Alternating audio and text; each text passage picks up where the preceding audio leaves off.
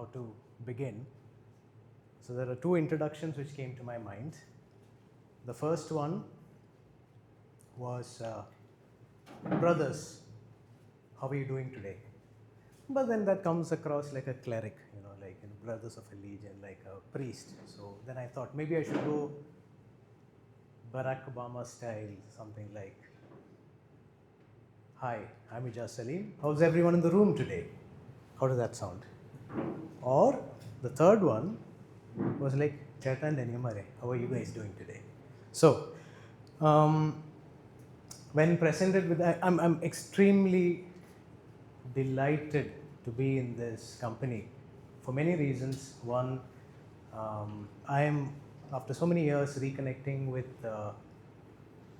brothers of my alma mater. I haven't been all that active in the Loba, but 13 years after I've moved back to Kerala, this is probably the first formal venue where I'm connecting with brothers from my alma mater. There are many amongst here, many here who I've connected with casually, like Philip Chetan, Alex Chetan, Padmuma sir, and of course we've even shared a panel together. So it's a pure delight to be here today. Now, about today, so when I was presented with this opportunity to present here, it came across like a predicament for me. Okay, so I had this opportunity to connect with my alma mater, and at the same time, I had to bring forth something sound so that there was a definite takeaway for everyone through what I did. So then that went to a very long thought process, about 4 weeks long, and I started scripting.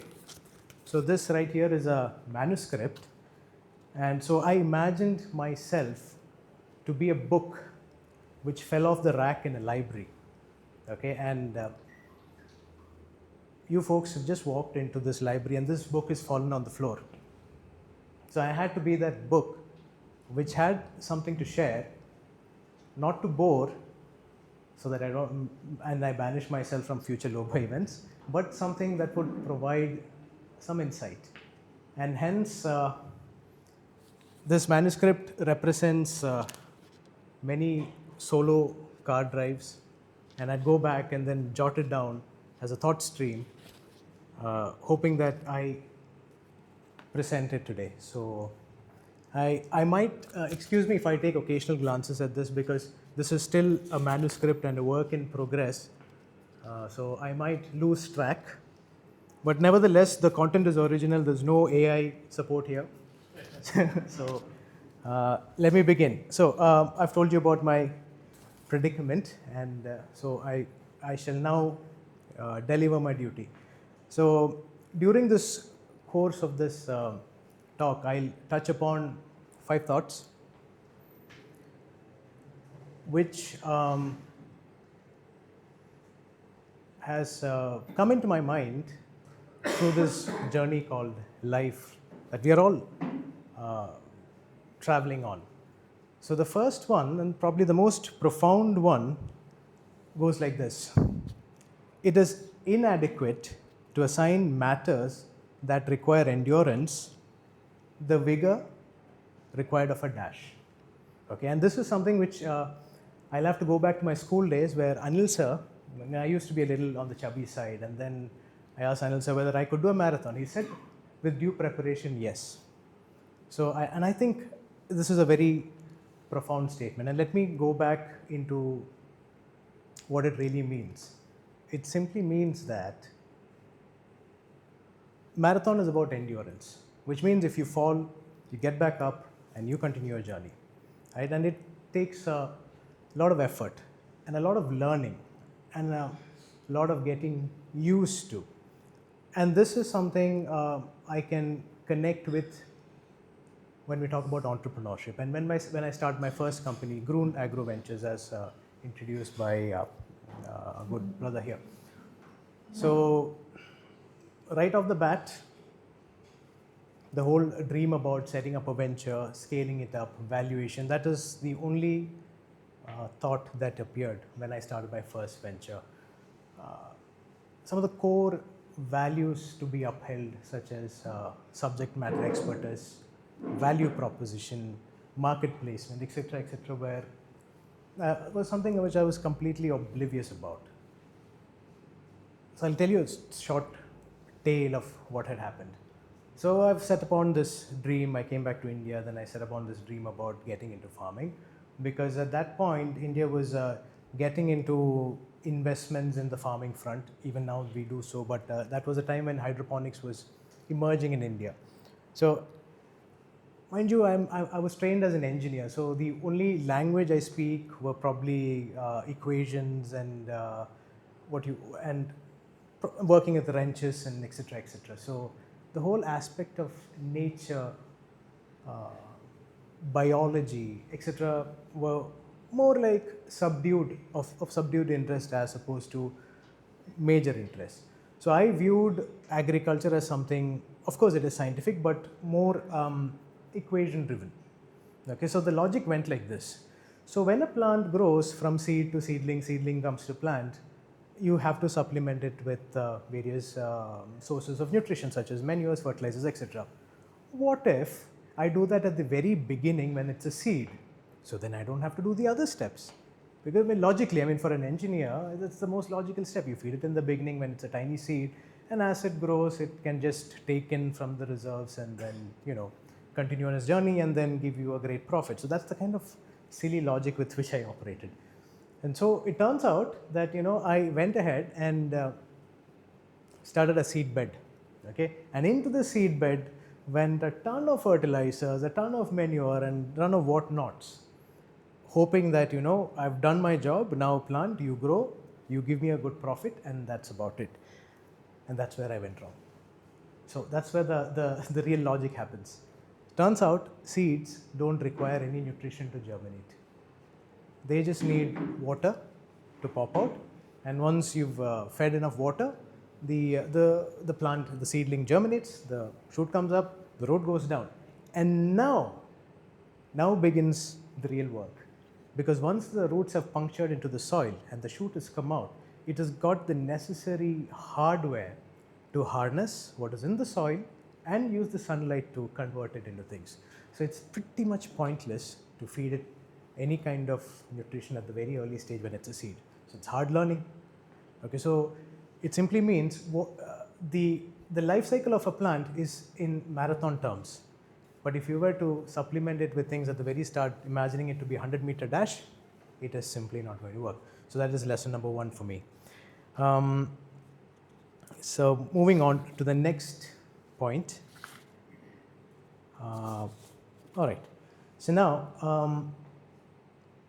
another key aspect that I can relate to when I start my first venture is I went solo, which meant, okay, I'll design the whole thing, I'll do the marketing, I'll do the sales, I'll do the R&D, I'll do the agriculture, everything. Solo. If there is any collaboration, I wouldn't need it because then they might steal my idea. Foolish thought.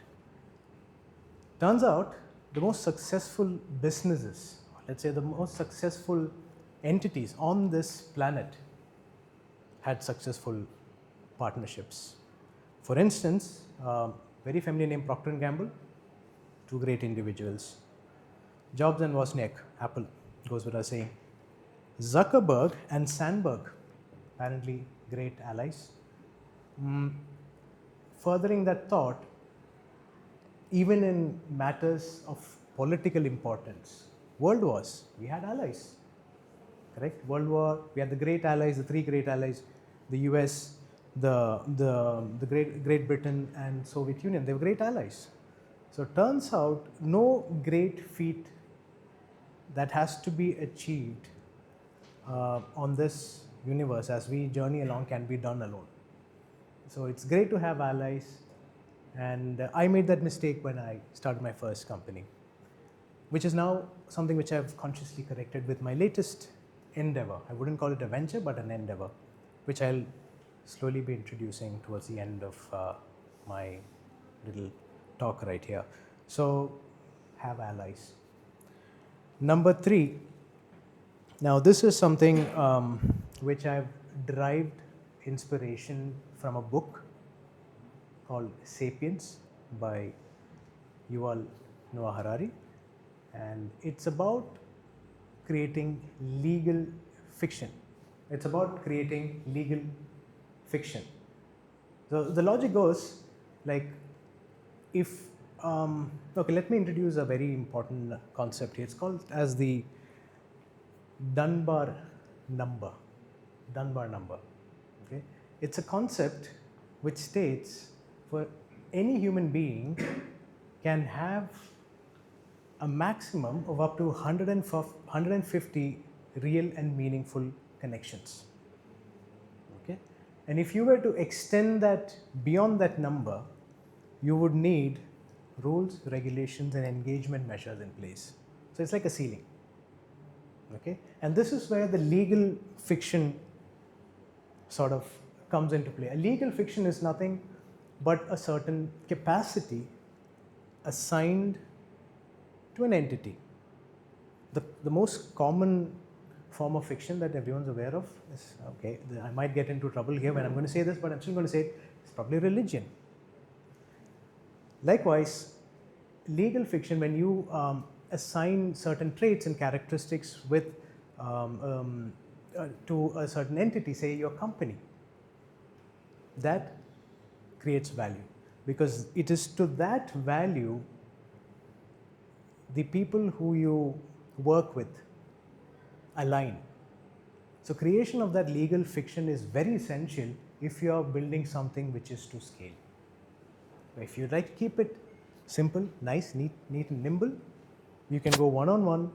But if you are to really look at something which is to scale, make sure that you think early and make a legal fiction out of it with the values, the concepts, the inclinations, etc. So that's lesson number 3. Moving on to lesson number 4. All right, this one's a big one. The extraordinary powers of pausing. Okay, so this one act in my life, which I happened to take 6 years back, brought me from darkness. It brought me back after I had a bit of a challenge, or I'll say a rather large challenge with my first venture, but this one single act changed my trajectory. The extraordinary powers of pausing. So what I did was I paused everything I did. Everything, literally. Just put a pause to that. And to be very candid, I even sold off my car. Sold it off. And I bought myself a 3-wheeler, which I still keep, and that's what I wrote here with. I have an auto. I got myself a 3-wheeler and a motorcycle. And with the remaining money, I went off to Auroville, which is a place in Pondicherry which I read about when I was doing my studies in Chennai. I used to visit that place. And with that money, I landed up in Auroville to learn about coffee. Something very simple and mundane. I always loved coffee, and I thought I'll learn about coffee. Idea being I'll probably learn about how to become a barista in life, and then maybe start a coffee shop. Very vague thought, nothing serious, but hope. So I went there. And this is where all that endurance, or let's say all that learning that I had done as an entrepreneur, for all the endurance required to be an entrepreneur, paid off. Because I would go to class, I would cycle down to class there, and then in class we were taught about microorganisms, interactions, soil microbiology, and I knew it. Because in my stint as an entrepreneur, for my first company where we would set up agricultural setups, I forcefully learned about microorganisms. I forcefully learned about the design of plants so that I would be able to speak that language, and that came in handy. That was an instant hit. The instructors loved me. And the guys at Auroville who've been building that place for 60 years, they said, you seem to be knowing quite a bit about what you do. So can you please explain what you do in life? So I said, I'm not doing much now. I'm on a break. but this is what I know. So I set up this company 2016. I would grow vegetables. I would set up managed technical installations or urban farms. I would sell vegetables. And thank you for your subscription back then and all the support. I would home deliver the vegetables myself or someone from my team. So I said, I got my hands really dirty doing this.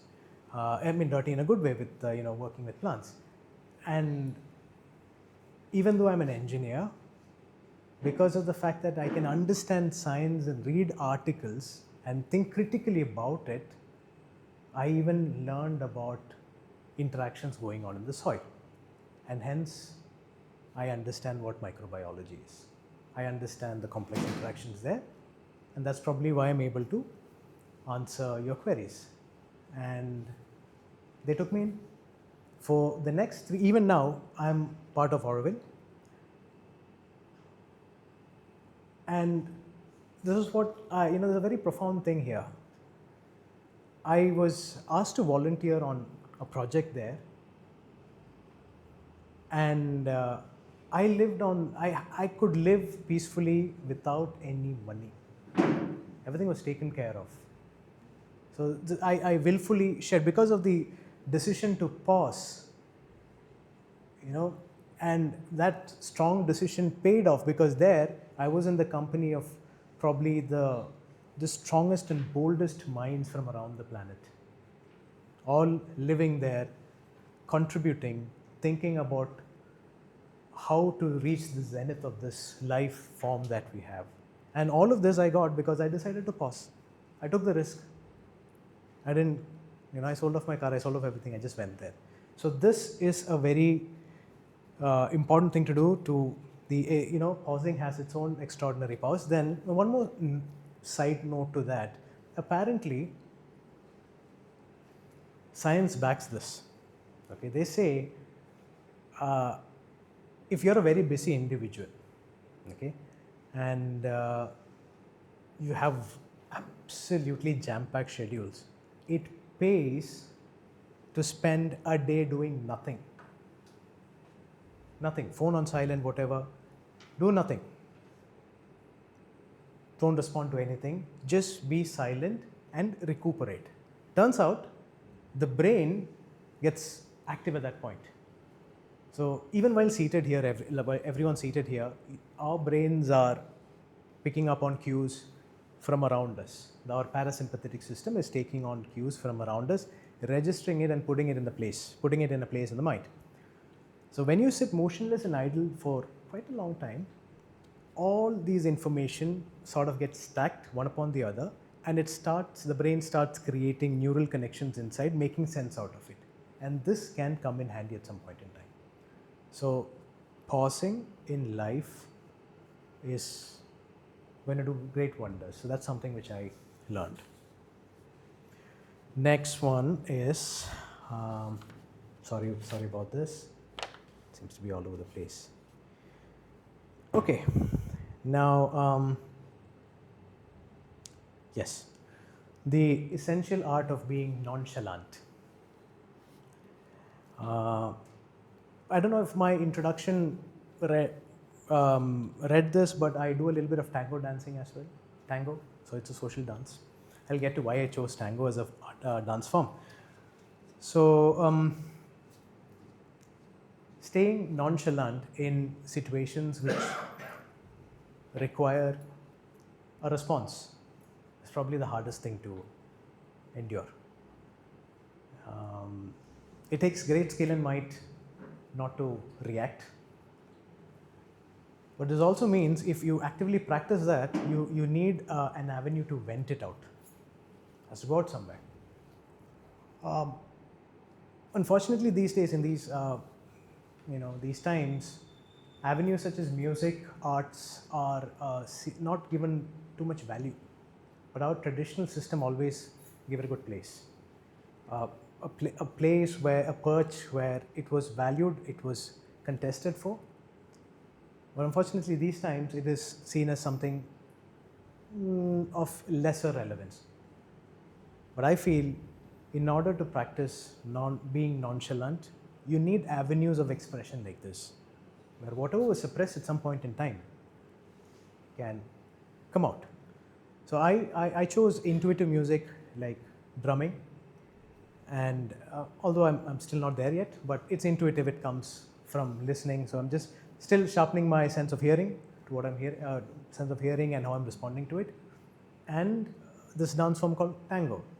So it's a partner dance. Like they say, there's a line in tango which says, that's one, if you get all tangled up, just tango on. Okay, so that's a line. And now, so why did I choose tango? For its innate simplicity, because it's only 50% work, because there's a partner involved. So even if you're skilled at 50%, you can still pull it off. So these days I travel for the sake of tango. I travel to different parts of India. I'm part of an active and growing tango community in India, trying to teach, which is something which I will get on to towards the end of my talk, where I'll be introducing what I'm doing. So I actively dance tango so that I am as cool as a cucumber when it needs to be that way. So great. I think I've taken 10 minutes now? Okay, great. A bit more than 10. So I'm still under the limit here. So before, I just want to talk the motivational part of my talk right now. I'm going to end this right now with a finishing line. And this is something which is which I find a lot of relevance to me. It goes on to say, travel and tell no one, live a true love story and tell no one, live happily and tell no one.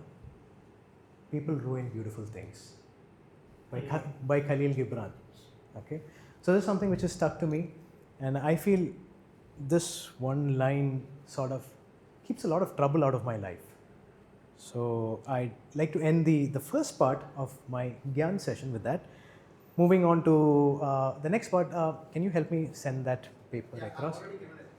Great. So I've just passed along. In fact, it's only today morning that I thought through the idea that I should have a presentation. Yesterday, when Pradeep Chatan reached out, I was like, said I have nothing to market. And so today morning, I woke up and I'm like looking at whatever I scribbled. I'm like, I should have had something to market. And then I quickly went over what I have, and I happen to have a write-up about the community that I'm building here, and that is what you folks would be getting, would be passed down right now. So now this is all very unscripted, what I'm going to say. So Hotaru or Hotaru Farmstead is a conscious living community which I and my allies now are creating in an effort to interconnect human beings with all other beings. We have 5 foundational pillars there. Again, 5. So the first one, if you have that copy of the handout, the first one is to encourage sustainability through collaboration and resource sharing. Okay, which means in my idea of sustainability, or our idea of sustainability, the lesser you do, the more sustainable you are. Period. There's no two ways about it. If you have 1 chair instead of 2, that is being sustainable. So now this is the core concept. You encourage sustainability through collaboration and resource sharing. So when you collaborate, again going back to my first profound learning, collaborate. When you collaborate, you take away additional steps that you need to do in your life. And share resources. For instance, at our community there, we have a couple of enterprises and an NGO, which is the enterprises are still taking shape, but the NGO is very active. Between all of us, we share a common canteen. We share our vehicles. We share the same dining spaces. So there's a lot of unnecessary resource building that has been taken away. We share resource capital, we share our knowledges. I lend my time to the organization, that organization lends time to whatever endeavors I'm working on. So a lot of inherent collaboration that happens, which makes things faster but at the same time, the most sustainable for the planet. So that's one key point. The next one, strengthening social cohesion by embracing inclusive culture. Very big one. So, like I said, the NGO works on individuals with special needs and challenges. And we have an open gate policy, which means we don't leave our gates closed. And we also have a policy of not, let's say, administering medication, which means we take in what is shown as true traits and we cope with it. So we boundaryless, borderless, barrier-free. We coexist. So in our workplaces, people with challenges show up, intellectual and physical, both. But we have a dynamism which can adapt to it. And many of the volunteers who come from across India have found that as a revelation. Even 2 days back, we had a couple of volunteers come in from Chhattisgarh and Bangalore. Chhattisgarh from a tribal community. And they were shocked at the level at which we were maintaining inclusivity.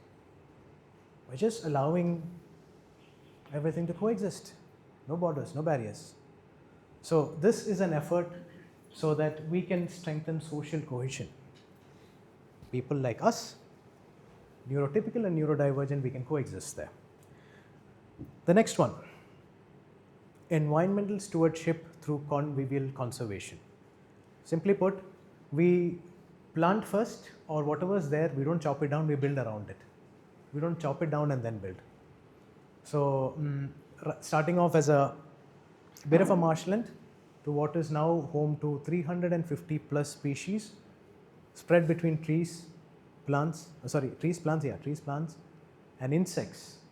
The forest ecosystem, we call it the future forest, is a thriving one. In fact, the reason why we named the place Hotaru, or firefly, is because of that, because we've got plenty of fireflies, which is a rare sight these days in Trivandrum. And we are very much, you could say, although not within city limits, but very much within the population limits of Trivandrum. We are in Kanyapuram, and just 5 kilometers from Technopark. Despite being there, we have a massive population of fireflies. And turns out, fireflies are not an easy game. They require a lot of time in the in-between phases, from being a firefly and just a larva, being bugs. Turns out they require 4 to 5 months being in that state in an undisturbed location before they become fireflies. The fact that we've got so many fireflies is a testament to the fact that our forest, we leave it untouched. We allow it to grow, we prune it, we trim it, we grow our vegetables in between that, we grow produce in between that. But for the large part, the forest is growing. The canopy is, early on from the first floor of our main building, we call it, we could see toward the end of the property, but now it's all covered up with canopy. So that's great progress. So environmental stewardship through convivial conservation, by living inside it. And this is a message whoever is connected with the community there takes home. They're able to actually see, touch and believe what trees and plants can do to you. We've had messages at 2 in the night from some of those who've checked in with us saying, we miss being with the trees. I feel like crying. I wish I could go hug a tree. So these are the kind of sentiments that are being born there. That connection which is, there, so that, human life and every other life form is coexisting. Next one, fostering a culture of warm-hearted decision making and evidence-based thinking. Now this is interdisciplinary. I would say this is where empathy and science-backed thought have to go hand in hand. Oftentimes, these are dissected thoughts. Empathy on one side, science on the other side. We are trying to see how a culture which is based largely on these two things and how we can strike a middle path. if there is a decision to, for instance, we were setting up our community center, and there were 3 coconut trees in the way. And then there was a bit of a conscious call for us. What do? We can't certainly build a community center there when the tree is right in the middle. So then we decided we shall not waste the tree. We'll at least make sure that the tree endures time as something permanent. So that tree became the rafters for the floorboard for the community center, and it still stays. So that energy never left the place. See what I'm saying? So that requirement which science wants us to have a clear space, and at the same time there was a warm-heartedness in that decision making. What do we do with it? The energy shouldn't leave the place. So we're trying to bind the both of it together. The next one is building autonomy through social enterprise, and this is where a lot of my work revolves around. So the first social enterprise or business unit to come up there is, again, since I trained myself to be a barista at some point, first thing that come up was a cafe, but this is different. So it's called the Malabar Rose, named after a butterfly which keeps visiting our campus, the Malabar Rose butterfly. What's different is the tagline reads, "Food crafted differently." One, because we encourage people with different needs to be part of it, to be part of the crew, and that was a very conscious decision. So it doesn't, it called for a lot of structural changes, right from how the format was in terms of the cuisine. So we couldn't have complex things on the menu, because at the end of the day, this would be handcrafted by people with challenges. So we couldn't have too many complex things going on there. So the menu had to be improvised for that.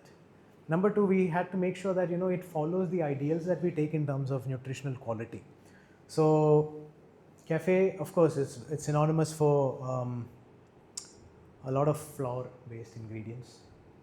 So we went, we thought, and we tuned into tapioca, and we make from there on, we perfected recipes for cakes and brownies made entirely from raw tapioca, not even processed. So that was a structural change. The cafe has an overhead hoist system, which means anyone paralyzed from the waist below can work there. So that's how we're thinking of the crafting food differently bit. Then that's one social enterprise. The next one, which I'm working on, is called the Grassroots Garage, where we're trying to bring together artisans and craftsmen and introduce them, or let's say bridge their knowledge gap in, let's say, prototyping and engineering design, by teaching them some of the easiest softwares on the planet for CAD designing. So you're able to bridge their skills in vernacular art and cross them over to more scientific thinking. So that's one of the aspects of Grassroots Garage. So basically empowering craftsmen, or let's say if anyone's creative, how do you translate that to technical wisdom? That's what Grassroots Garage tries to work on. That's something which is of a personal interest to me.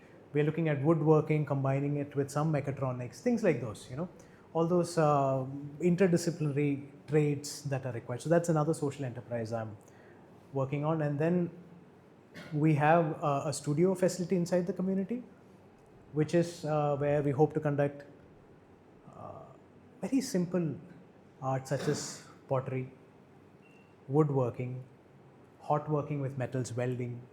Those are critical skills required to exist on your own on this planet, and that's something which we are planning to do. So the infrastructure is all set up, and that's the studio.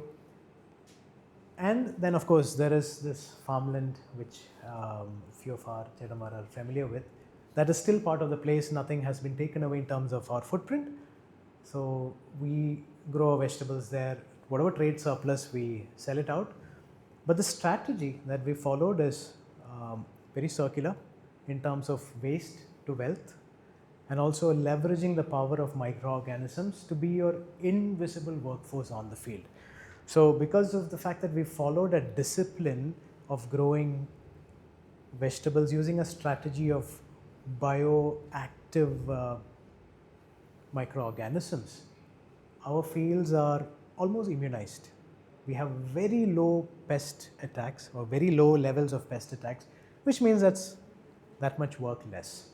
We've modularized the farms in such a way that it can be accessed by wheelchair, and we even do have a section where especially designed for geriatric ailments, where those who wish to, cut a few flowers, maybe, work with the soil, they can wheel in their wheelchair and then still work with the soil. So these are raised beds where that can be done. So we've thought through the cycle of, what it means to be warm-hearted and how we can enable that through our trainings, academic trainings of engineering, business and all of that, and I have a great set of allies for that. So that is what Hotaru is about. That's what I do. Because of that, I do many things, ranging from engineering to psychology to various other things, which is of academic interest to me. So I read a lot, and I emphasize on the fact that I'm largely an autodidact. So I learn on the go, I read in detail about things, and that has helped me so far. And thank you so much, Chairman. Am I still in time?